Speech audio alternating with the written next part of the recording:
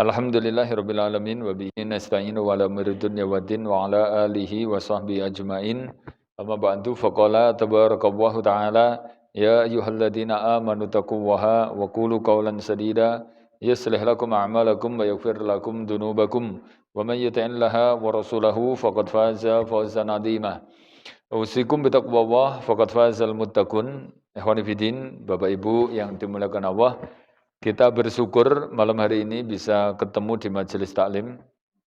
Yang kedua, salawat serta salam untuk Nabi Muhammad SAW. Kita kaji satu hadis yang menjelaskan tentang 3 penghalang surga.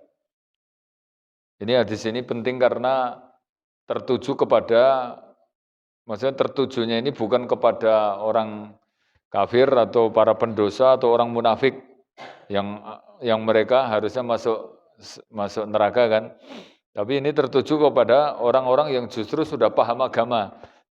Tapi kemudian mereka terhalang masuk surga gara-gara ada 3 perkara ini. Makanya perlu kita kaji karena ini bisa jadi kita terkena ya 3 perkara yang menjadikan akhirnya terhalang masuk surga.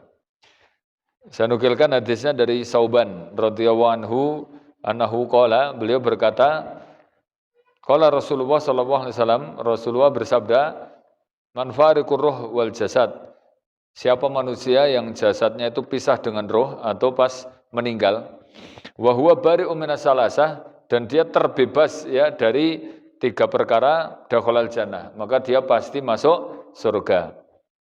Berarti kebalikannya. Orang itu yang harusnya masuk surga, gara-gara 3 perkara ini, akhirnya dia terhalang untuk masuk surga. Ini dijelaskan ya oleh Sauban itu bahwa hadis ini justru tertuju ke orang-orang yang aslinya mau masuk surga. Berarti di kalangan orang yang soleh atau kalangan orang yang paham agama. Tapi dia rawan dan bisa terkena 3 hal ini. Apa itu? Yang pertama al-kibr, sombong. Yang kedua gulul. Gulul itu menggelapkan harta umat. Yang ketiga adain, utang. Diriwayatkan dari Ibnu Majah. Kita kaji yang pertama kibr. Ya, kibr itu dari kata kabir, besar. Artinya dia merasa dirinya lebih besar, sombong. Atau para ulama mendefinisikan kibr itu yara nafsahu fauqa gharihi. Orang yang merasa dirinya itu lebih hebat, orang lain itu salah, orang lain itu rendah. Nah, orang-orang kayak gini nih, ini walaupun dia paham agama, walaupun dia aktivis, maka dia akan terhalang untuk masuk surga. Karena ada hadis Nabi mengatakan, la yadkhulul jannah, tidak masuk surga. Siapa? Mangkana fi qalbihi misqala dzarratin minal kibr. Siapa manusia yang dalam hatinya itu ada rasa sombong. Dan di antara sekian banyak orang yang berpotensi sombong, ini bukan hanya orang kaya yang duitnya banyak kemudian dia nyepelek ke orang miskin ya, atau pejabat yang karena punya posisi jabatan tertentu kemudian cenderung meremehkan anak buahnya. Tapi ini justru di kalangan orang yang paham agama banyak yang kemudian terkena ini kibir, sombong, merasa dirinya paling pinter, kemudian menganggap orang lain bodoh, kemudian merendahkan. Nah, ini juga berpotensi sombong, yaitu sombong dengan ilmunya, sombong dengan posisinya. Makanya susah kadang-kadang wis dadi mubalek ngono ki ya ngrungokke ceramah ngono ya sok-sok ra gelem lho ki, wis dadi mubalek masalahe. You know, saya itu pas subuh barokah enggak ngisi ngono ki, itu kemudian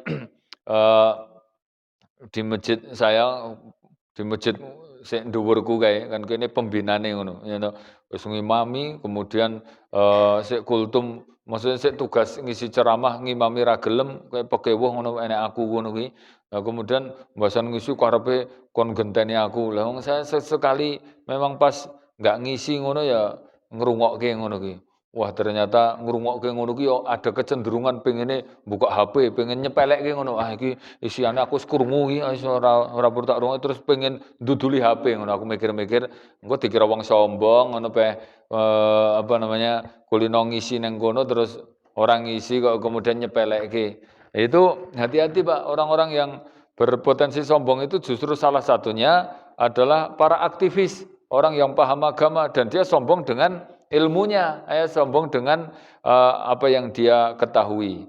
Karena dia sudah kuliah sampai luar negeri, atau dia hafal Quran, atau dia karena sudah dapat posisi tertentu, kemudian ada kecenderungan kurang akrab, tidak bisa lembut, tidak bisa dekat, kemudian cenderung menolak ilmu, meremehkan, nggak mau dengerin pengajian. Nah ini termasuk tanda-tanda sombong. Nabi menjelaskan dalam hadis ini dari Ibnu Majah juga, tanda sombong itu ada 3. Pertama apa? Ihtiqaru tadhkirah wa nasihat. Sering meremehkan peringatan dan nasihat. Kalau dalam hadis Nabi mengatakan al-kibr batarul haq. Sombong itu yang menolak kebenaran. Bentuk menolak kebenaran itu apa? Meremehkan pengajian. Jane nganggur ngono wegah ngrungokke. Ya to, modele blirit, modele ada pengajian kuwi sapa sing ngisi. Wah ngono kuwi ada kecenderungan meremehkan, menolak nasihat. Nasihat iki muridnya atau yang menasihati itu adalah anak kecil, atau yang nasihati itu malah orang nggak disenangi, akhirnya dia tolak. Nah itu bentuk-bentuk kiber itu kayak gitu. Kan kadang-kadang ada loh orang itu karena sudah jadi aktivis kemudian pengajian apapun pokoknya bakal ngrungokke, nyepelekke. Itu ada unsur sombong itu di hatinya, itu berarti ada tanda sombong, dia merasa sudah lebih hebat masalahnya. Makanya kita latih, karena kita ngaji itu niatnya bukan hanya sekedar dapat ilmu, tapi kita butuh keberkahan ilmu, butuh doa para malaikat, butuh ketentraman jiwa dengan duduk di masjid itu, ya butuh ngopi-ngopi bareng-bareng ya. Rumah saya ngaji nggak untuk ilmu tok, ngono ndak. Kita tuh kadang-kadang gitu, alah ngaji ngisi nggur wong kuwi ya. Kemudian kecenderungannya nggak mau dengerin. Padahal yang kita harapkan nggak cuman ilmunya. Nek kaya awake dhewe ngaji ketoke ya ora enek niat kok dadi ulama besar, nanti dadi penulis kitab atau jadi mufti ngono, ketoke kelas kita kan ya ora ngasih ngono kuwi to, Pak. Nek kelas jenengan-jenengan awake dhewe niku ngaji ke penting iso seneng, iso kelompok-kelompok karo kanca, iso cerita-cerita, terus entuk barokah gitu tok. Saya aja niat ngaji itu ya nek ketok dadi ulama besar ngono ki wis ketuweken. Kita ngaji itu pokoknya ben iso akrab karo kanca. Bahkan di antara salah satu adab orang ngaji itu Imam siapa itu penulis kitab Ta'limul Mu'talim itu Zarmuji atau siapa? Itu beliau menuliskan bahwa setiap kita ngaji itu antum niati sebagai tawasul, sebagai wasilah kita supaya apa? Supaya anak kita itu juga senang dengan ilmu, Pak. Jadi antum ngaji itu kepepet orang itu ilmu ora apa-apa, penting nang kono antum niati dengan ngaji ini sebagai bentuk amal soleh saya, tak nggo wasilah supaya istri, anak saya jadi cinta dengan ilmu. Karena balasan dari kebaikan itu jenengan bisa melakukan kebaikan yang sama setelahnya. Kan ada hadis Nabi mengatakan inna min jazail hasanat al hasanatu ba'daha. Balasan kebaikan itu kita akan mendapatkan kebaikan yang sama, yang mirip setelahnya. Jadi balasan orang tua ngaji itu anaknya jadi melu ngaji, gitu itu balasannya. Tapi diniatkan, Pak. Nek ora diniatkan ya ora sok-sok ora tembus ke anaknya. Wis aku pokoknya niat ngaji, muga-muga engko anak putuku dadi seneng ngaji, walaupun aku ngaji ki ya ora paham, wis ngaji ya sok-sok ora mudeng, sok-sok bar ngrungokke ya lali, wis tapi tak niati supaya anak cucu saya nanti sregep ngaji gitu ya. Masya Allah. Jadi ini pentingnya kita thalabul ilmi. Ini tanda yang pertama kata Nabi apa? Sering meremehkan pengajian gitu aja, sering meremehkan ilmu. Ciri-cirinya tadi dia berpaling dari ilmu tanpa sadar. Karena pengajian belirit itu dia berpaling dari ilmu tanpa sadar. Makanya kayak gitu kudu dilatih, dipaksa. Alah sedelok ngono. Nek ngaji suwi-suwi ra betah ya sedelok, nek maghrib ngono sedelok. Pemenah sing ngisi aku ngono ki isak kan kudune nang pandean to, dadi engko ngisi kurang-kurang 5 menit atau 10 menit, tutup nggo medang, terus adzan langsung mangkat teko kono pas ngono kuwi biasane ngono kuwi. Itu kan ora patek suwe to Pak jane kuwi, Nah, yang kedua ciri sombong atau tanda orang sombong itu kata Nabi apa? Ghamtuna sering merendahkan orang. Apa kayak gue sering merendahkan dari sisi pemahamannya atau dari tampangnya atau dari sisi kekayaannya. Pokoknya ada unsur antum menganggap orang itu remeh, itu jatuh dalam sombong itu. Itu walaupun orang paham agama terkena ini masalahnya. Dan itu penghalang surga. Yang ketiga, tanda orang sombong itu apa? Ghildoh. Ghildoh itu kaku, susah akrab, terus diakrabi angel, ora iso cedek, ora iso sopan, ora iso halus. Itu kebalikan dari hadis Nabi yang menjelaskan tentang orang yang tidak disentuh api neraka. Nabi kan mengatakan arba'atun la yamassahumun nar. Ada 4 jenis manusia yang ini dia tidak disentuh api neraka. Apa itu? Al-hayyin, orang yang lembut, sopan. Kemudian layin, hayyin itu sopan, kalau layin itu ya lembut, halus, ngepenake. Kemudian al-qarib, dekat, akrab. Kemudian yang keempat sahal itu gampangan, wonge apian. Itu nek diringkes ya toh, itu sifat tawaduk. Tawaduk itu gabungan dari 4 ini. Makanya tawaduk itu mesti masuk surga. Itu ya. Gabungan tawaduk itu orang yang lembut, yang halus, kepenak, apian, cedek, akrab, nyenengke, grapya gitu-gitu, bangsa kayak gitu itu. Kebalikan dari sombong, kan sombong itu orang yang enggak tawaduk, tawaduk itu orang yang enggak sombong, lawan dari sombong itu ya tawaduk. Nah, kalau tawaduk itu gabungan dari 4 itu, berarti sombong itu sifatnya adalah ghildoh. Ghildoh itu ya ora iso akrab, ora iso sopan, ora iso lembut, ora iso apian, ora iso cedek, diakrabi angel. Enten mboten to wong daerah kene ngono kuwi nek diakrabi angel, terus ora patek iso akrab, nggur cerita-cerita ngono ya angel. Toko salat ya keri terus ndang mulih ngono wae. Enten mboten to daerah kene iki? Enek ya ketoke ya. Daerah nggonku saiki alhamdulillah ora enek lho Pak, saiki alhamdulillah. Ndek ben enek wong loro kae terus ketoke ora betah ngono. Terus pindah.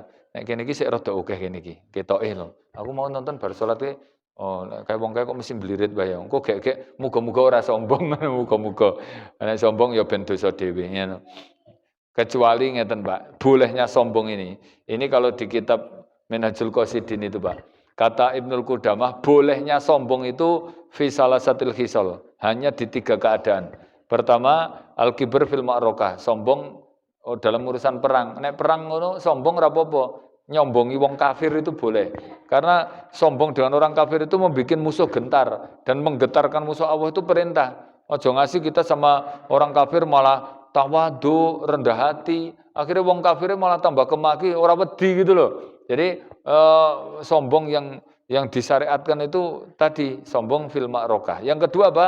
Al-kibr fi ma'al mutakabbir, sombong di depan orang sombong. Nah itu boleh itu. Nek wong emang sombong kemaki antum enggak boleh terlalu merendah di depan orang-orang sombong. Oh tambah sombong. Enten lho Pak, wong ki jane melarat ning kemaki banget. Terus jenengan ki jane sugih banget ning saking apikane dadi tawaduk. Nah itu sesekali wong-wong sombong kaya ngono ki disombongi genten ben kesekak ngono apa piye ngono istilah iki ben diobati model-model. Kita juga enggak boleh kok terlalu ngalah ke orang, maksudnya orang sik ngerayah terus itu ya toh, sik ora tau gelem ngalah, lah kemudian antum ngalah terus di depan orang dolim, tambah terdolimi itu. Nah, yang ketiga, ini yang boleh adalah al-kibr fis shadaqah, sombong dalam sedekah. Nek sedekah sombong itu maksudnya bukan negatif ini. Jadi ketika sedekah itu dalam rangka menyenangkan orang yang disedekahi, gitu, itu jenengan aja kok merendah tawadhu. Ngapunten niki kula gadhahe nggih mung 100, lha kula niku mboten gadah liyane. Jane kula dhewe nggih butuh tapi mboten napa-napa. Kan Nabi nyuruh kita sedekah dalam keadaan lapang dan sempit. Ngono ki ra ngepenake sik disedekahi. Lah wong dhewe butuh. Lah kok ya kaya ngono kuwi. Makanya walaupun kita kepepet rapatek duwe ngono ki nek sedekah kan ya itu menampakkan kecukupan. Nah itu loh. Jadi rodok sombongnya itu di situ itu. Nah itu boleh itu. Loh, lah kok kathah men niku jenengan le maringi. Dan mangke jenengan dhewe pripun? Walah, gampang aku ki. Duwite kok sik kintalan teng griya niku padahal ra ndek duit.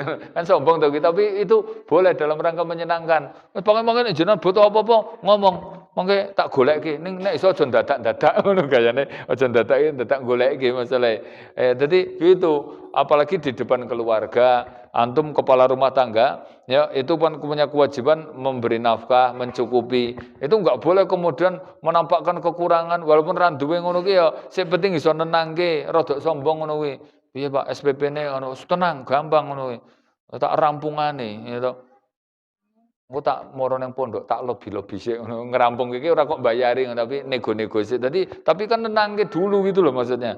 Jadi apa bentuk bentuk sombong yang boleh itu di tiga itu. Tapi kalau selain ini, terus kalau kita sombong, maka susah masuk surganya susah. Ya, karena hadisnya itu tadi, la yadkhulul jannah, enggak masuk surga. Nah, sekarang kita lanjutkan yang kedua. Ini penghalang surga yang kedua. Kata Nabi apa? Gulul. Gulul itu kalau diterjemahkan sekarang menggelapkan harta umat. Itu. Ini statusnya sama dengan maling, sama dengan begal, cuman kalau begal itu biasanya untuk preman-preman atau perampok ya. Kalau maling itu memang untuk kriminal-kriminal itu. Tapi kalau gulul, ini yang ngelakoni malah di kalangan orang yang paham agama. Misalnya Menteri Agama, ngerti-ngerti menggelapkan dana haji. Ya, atau misalnya Ketua Basnas Pusat, duit zakat loh. Lah kok malah nggo tuku mobil operasional. Dulu kan kemarin kan viral itu di Facebook itu. Mosok untuk mobil operasional Basnas Pusat itu beli mobil 4 itu totalnya 13 miliar. Karena satunya mobil sport Mercedes apa tipe tertinggi itu. Kemudian yang paling murah itu Alphard terbaru hibrid harganya 1,4 miliar. Mobil apa itu operasional. Ngono nek misalnya Avanza ngono kan maksudnya namanya operasional itu ya, itu kan memang untuk kebutuhan untuk layanan itu ya. Itu mbok sik ngirit tur ora patek larang, tur ya amo tokeh ngono kan masuk akal. Tuku mobil layanan atau mobil apa itu? Mobil operasional kok Mercedes kaya sedan mobil sport ngono kae. Ki apa fungsine nek kaya ngono ki? Nek ora nggo pribadi coba. Wis boros banget, pajake dhuwur banget. Tambah lagi juga amote yang nggo wong loro. Nah, piye kaya ngono ki. Dan itu banyak banget loh model-model penggelapan sih kelasnya kecil-kecil itu ya. Kadang-kadang kita dengar kasus ada duit proposal nggo masjid ngerti-ngerti duitnya wis nglumpuk ora setorke. Ada orang yang mau ustadz padahal dia ngelumpukke dana untuk umroh, bahasan dana nglumpuk wong 20 apa 30 jamaahnya itu. Kok duitnya ora setorke biro, malah nggo bangun omah, ngono ki enek lho ngono ki coba. Dalam hadis kayak gini nih, enggak masuk surga karena dia statusnya menggelapkan harta umat itu. Dan umat terdahulu, Yahudi dan Nasoro, itu rata-rata para petinggi-petingginya, pendeta dan rahibnya, itu mereka biasa memang makan harta umat kayak gitu itu. Dan umatnya pun memang dipaksa. Paksa misalnya kayak ada aliran sesat di Indonesia itu kayak KW9 itu wajib setor zakat 15%. Ya toh. Zakat yang pokoknya setor upeti, wah itu dipakai ke petinggi-petingginya, ketuanya. Tak sebutkan kok tersinggung enak itu ya. Ngono 10%.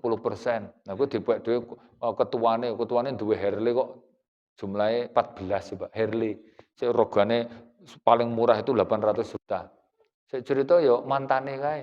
Ya toh ustaz sik dadi ngerti dhewe wong dhek roh dhewe. Wong dhek mondok dulu neng Kediri ngono, wah bernesuk disetotor dung dung dung dung dung dung. Oh iya. Wah duwite asete miliar-miliaran ngono ki. Nah itu harta umat dan kemudian dipakai untuk kepentingan pribadi kayak gitu itu dalam hadis di sini ya itu nanti harta itu akan dijadikan belenggu pada hari kiamat itu. Apa-apa nek wong muya menjelaskan tentang ini sesat itu ya. Jadi banyak yang kayak gitu itu loh Pak modelnya ya toh. harta kemudian diwajibkan untuk setor kemudian dipakai untuk pribadi. Neng Trans 7 kaya kebablasan kayak mosok le nyebutke kiai ayakno duwe mobil Alphard mewah karena setoran amplop dari murid-muridnya ngono jare. Nah, itu kan yang ngawur ngono kuwi ya toh. Nek pondok-pondok itu insya Allah nggak ada. Adapun kalau ada yang ngasih secara pribadi itu juga nggak boleh disalahkan. Itu pribadi itu kan langsung narasinya kayak gitu itu. Saya itu kelingan ya apa namanya. Dulu ingat itu pas mbah saya masih hidup aja, itu hampir orang sekampung, sekecamatan bahkan, itu rata-rata murid ngajine mbah saya itu, kiainya istilahnya, dulu guru agama. Nek orang sekampung itu hampir semuanya bisa baca Quran dari itu. Lah terus orang-orang itu merantau kabeh to, nek tempat saya itu di Purworejo, merantau ke Jakarta dadi wong sukses-sukses, ada yang di showroom mobil, ada yang jadi tentara, ada yang pangkat-pangkat tertentu, itu nek bodoh do mulih. Itu saya ngerti dewe, mulih ngono kuwi ya toh. Mereka duitnya akeh banget itu. Itu nanti dia kelingan, aku iso pinter ngene ndek ben sik minterke Mbah Kiai iki, Mbah Kakung saya itu. Akhirnya apa namanya? Nek silaturahim kadang-kadang yo ngekei ngono ku mbok ditolak ke tetep maksa-maksa karena dia merasa kayak gitu. Terus jenengan bayangkan nek kaya Lirboyo kae, kiyaine muridnya sampai 50.000, itu lek ngluluske sampai 7.000, 6.000 per tahun. Kaya ngono puluhan tahun coba sampai bahkan nek di total berapa ratus ribu muridnya, aku menyebar sak Indonesia kaya ngono. Nek wong dadi wong sukses terus dia misalnya duwe duit 3 miliar, terus nyangoni 1 juta kan enteng biang atau Pak. Ya, kaya jenengan duwe duit 1 juta ngekei 100 repis lho kuwi kaya ngono kuwi. Terus ngono kuwi sebagai bentuk terima kasih, bentuk takdim, itu padahal inisiatif dia sendiri. Kaya ngono kuwi nek disalahke ya enggak bisa kayak gitu tuh wong itu memang keberkahan dia merasa bentuk syukurnya. Wah, kuwi. Nah ini lain tapi ini sengaja dia nilep, sengaja dia tuh menyelewengkan atau menggelapkan dana zakat dipakai, bahkan dana infak, bahkan ada salah satu NGO lembaga kemanusiaan, uang duit untuk bencana loh, itu aja dipakai.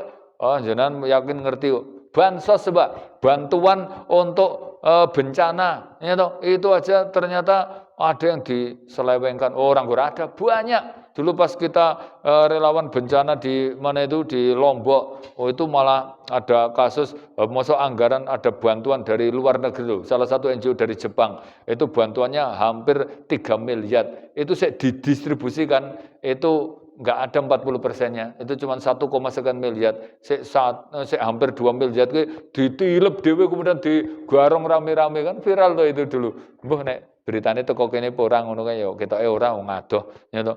Jadi gitu, itu bayangkan duit bantuan dari luar negeri untuk orang yang terkena musibah, yang rumahnya hancur, kemudian keluarganya mati. Aku yang ngono dipek dhewe coba. Nek kaya ngono kuwi, Pak, mati kok dia masih punya dosa kaya ngono kuwi. Enggak masuk surga gitu. Padahal kabeh-kabeh sekarang itu modelnya penggelapan itu banyak banget ya. Model-model penggelapan dan ini yang melakukan bukan kalangan orang umum ini, kalangan orang-orang paham agama aja banyak itu. Ya. Sekarang yang terakhir. Yang terakhir ini dosa atau perkara yang menjadi penghalang surga, walaupun dia paham agama.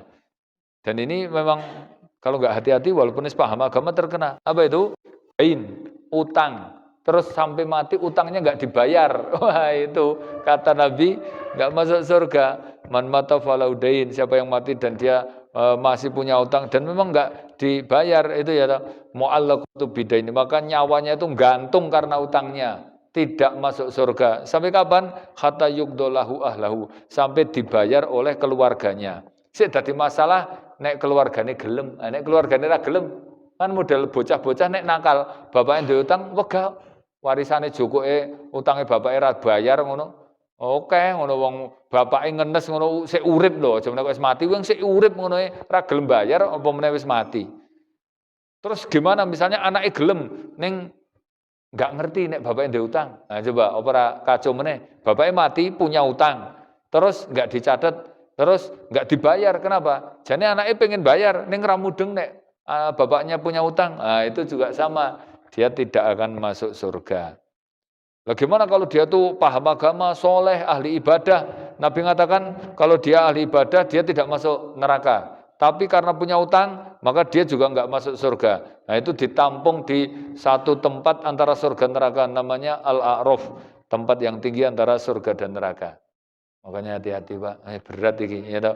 Utang itu Nabi sampai mengatakan, la tahzanu anfusakum ba'da aminan. Kamu jangan membebani diri dengan kesedihan yang berat setelah tadinya tenang. Apa itu? Nabi menjelaskan adalah adain, utang. Utang itu tadinya jane wis penak, antum jadi terbebani, sedih, ya toh enggak iso turu, resah, gelisah, padahal tadinya wis tenang. Tadinya ki omah ya duwe nang gara-gara pengen ngapikke omah ben kaya liyane, omah iki model terbaru ngutang.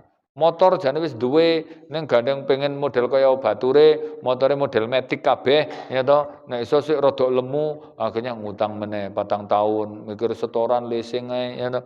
Kemudian TV jane wis duwe ning tabung, saiki TV kok tabung ngono ki wis setrume gedhe, akhirnya ngutang meneh tukoke TV sik rada tipis. Kemudian wis ngono kuwi, jane ngijabi anak kuwi lho, Pak. Duwite dhewe didadek-dadekke kuwi, ngundang wong 500 ngono cukup jane. Wis ora perlu ngutang, wis ngundang wong 500 yo ora barokah banget kuwi. Diundangi kanca-kancane wong melarat-melarat, wong soleh-soleh kon ndongake, ya toh. Kuwi duwite dhewe didadek-dadekke simpenane karo tabungane karo apa utangane nang kanca-kanca do balekke, insyaallah ngundang 500 iso. Nah, ning kemudian gayane gandeng apa namanya dibujuki keluargane. Kowe kuwi ngundang 500 nih. Aku wegah dadi omong tamu. Isin aku sebagai sedulurmu. Kelase kowe ki ndek jeneng ngono ki ngundange kaya batur-batur karo 2500. Akhirnya maune son ki cukup sundukan loro, akhirnya kudu sewa son kerek ngono kae anggarane bengkak. Maune kursi wis cukup nggone RT wong 500 ya karo 2 RT cukup akhirnya nyewa kursi. Maune dekor lah, dekor sithik-sithikan nggo wong semono dekor dhewe, bahkan ponakane dhewe ra bayar, ora dekor gedhe bayar meneh. Akhirnya maune masak dhewe cukup rewang keluargane karo tangga-tanggane cukup. Wah, akhirnya catering ya toh 30.000 ping 2.500. Akhirnya ngutang ngasih anake kuwi ya toh, duwe anak meneh ngasih duwe putu. Utange ra lunas-lunas, uripe rekoso ngono gara-gara kaya ngono kuwi. Nggur pengen wah ngono. Cuma rahimakumullah itu ya, semoga bermanfaat, kita bisa terhindar dari 3 perkara ini. Akhiru da'wana alhamdulillahirabbil alamin. Subhanakallahumma wa bihamdika asyhadu an la ilaha illa anta astaghfiruka wa atubu ilaik. Wa akhiru da'wana alhamdulillah wa billahi taufiq wal hidayah. Assalamualaikum warahmatullahi wabarakatuh.